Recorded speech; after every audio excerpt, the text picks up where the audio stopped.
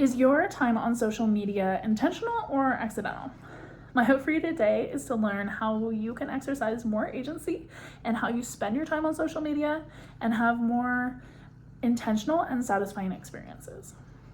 But first, I want you to picture a rock. It's just sitting there on the ground until someone comes along and picks it up and throws it. It plops to the ground and sits there until someone again comes up and picks it up. A rock sits there on perfect sunny days or in rain or snow or scorching heat. A rock has no choice to act, but is acted upon. You are not a rock. You have the ability to choose how you'll spend your time, and yet social media companies treat you like you're a rock. They want you to spend time in the most beneficial way to them. And by using a series of skillfully crafted strategies, they can get you to do just that. So I served a mission from 2012 to 2014, which gave me the unique experience of seeing the contrast in how social media was being used before and after that time. Previous to my mission, Facebook was the primary platform, with Instagram growing in popularity. And both of these platforms were being used primarily for connecting with friends and family. By the time I got home, there was a noticeable shift in how the platforms were being used. Instead of posting for connection, users were posting for attention, and compare that to today, where these sites are predominantly used as a tool for advertising. And from a marketing standpoint, it's pretty clever how social media companies keep you coming back to their sites. See, what they're doing is creating a self-perpetuating cycle of desire that's designed to draw you in and keep you there, all for the purpose of making money. The cycle goes desire, pleasure, discontentment, and longing. The cycle mimics a cycle of addiction. According to a study done on the effects of smartphone push notifications, smartphone addiction refers to a behavioral disorder in which a person uses content such as social networking sites, internet browsing, and mobile games for an excessive amount of time without self-control, such that it interferes with daily life. Reaching a level of addiction is to sacrifice your agency or give your ability to choose, in this case, to your smartphone. There is also a thing called smartphone dependence, which according to Pew Research Center, as of 2021, 15% of Americans are smartphone dependent, meaning they don't own other devices like a desktop or a laptop computer. Dependence in this aspect is not an indicator of unhealthy habits, but social media companies are using this to their advantage by using features of smartphones to get your attention to open the app. See, companies like Instagram don't make money unless you're spending time on their sites. Investopedia explains that Instagram uses ad hits to make money. To quote, ad impressions are seen as the leading indicator of ad hits. The more people see the ad, the more hits it's likely to achieve. Instagram doesn't love you, and it's not trying to improve the quality of your life. It's trying to make money. Its main goal is to get you to spend the most time possible on their site so that you're more exposed to the ads that are bringing them revenue. So how do they keep you coming back? It's this cycle. They trigger your desire by using push notifications.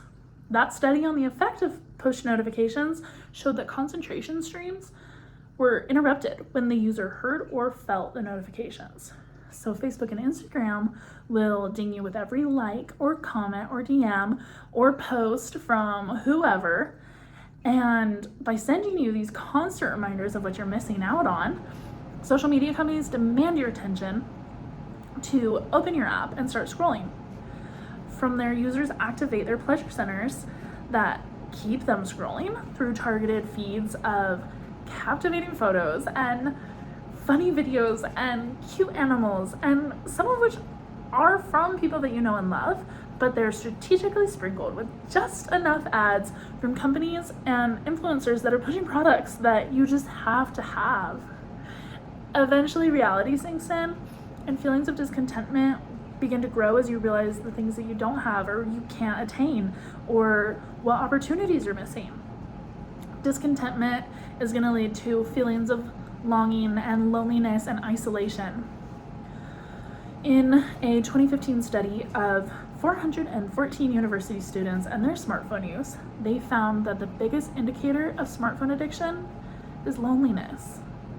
To quote, results showed that the higher one scored in loneliness and shyness, the higher the likelihood one would be addicted to smartphones. So from here, the cycle just begins all over again. Push notifications trigger desire, targeted content activates pleasure, reality leads to discontentment, which leads to longing. And social media companies are using this to their advantage to drive user engagement and increase their sales. My hope for you today is not for you to walk away hating social media sites and to avoid them. They're here to stay, and in a lot of ways they're beneficial.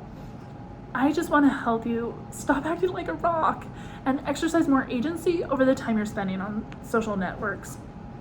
And the solution is simple. Turn off your notifications. By turning off your notifications, you take more control over when you get on your apps. You don't get on because TikTok or Reddit or Instagram or whoever decides that it's time by sending you a notification. You're going to open the app because you want to spend time there and engage in the content that you're seeing. See, all the social networks have to do is to provide the desire and pleasure part of the cycle, and you'll do the rest. By disrupting their influence on the cycle, you can also disrupt the effects of the cycle. Meaning, if you choose to open the app of your own free will, you also get to choose when to close the app when you're satisfied with your experience. Elder Randall L. Ridd said in a 2014 talk entitled The Choice Generation, with the click of a button, you can access whatever your heart desires. If you are not proactive in educating your desires, the world will do it for you. Every day, the world seeks to influence your desires, enticing you to buy something, click on something, play something, read or watch something. Ultimately, the choice is yours. And it has been proven that your use of agency improves your self-esteem, which can counteract those feelings of longing and loneliness that leads to smartphone addiction. I repeat, you're not a rock. You get to choose. So what does life look like for you when you're choosing when to open your social media apps or choosing when to close your social media apps? What desires are you going to choose to pursue? I invite you to find out by turning your push notifications off today.